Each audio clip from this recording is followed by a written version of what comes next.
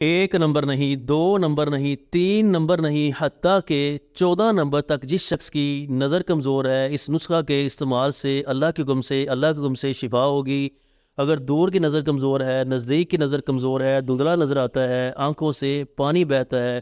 سر میں درد رہتا ہے، مائیگرین کا ایشو ہے، آدھے سر کا درد ہے، دماغی کمزوری ہے، حافظہ کمزور ہے، دماغ کے پٹھے کمزور ہیں، یادداشت کی کمزوری ہے، باتیں بولنا شروع ہو گئے ہیں، تو انشاءاللہ اس نسخہ کے استعمال سے دماغ کمپیوٹر سے زیادہ تیز ہوگا، نظر دوربین سے زیادہ تیز ہوگی۔ یہ نسخہ منگوانے کے لیے 0306835250 پر رابطہ کر کے آپ یہ نسخہ منگوا سکتے ہیں۔ وہ بھائی بہنیں جن کو دن کی روشنی میں دھندلا نظر آتا ہے، کچھ کو جب تھوڑا سا اندھیرا چھا جاتا ہے تو آنکھیں بند ہونا شروع ہو جاتی ہیں، اور وہ بچے جن کے ہڈیاں پٹھے کمزور ہیں، پڑھائی میں کمزور ہیں، نظر کی کمزوری ہے، تو انشاءاللہ اس نسخہ کے استعمال سے نظر بھی تیز ہوگی، حافظہ بڑھے گا، یادداشت تیز ہوگی، اور اللہ کی ذات شفا دے گی۔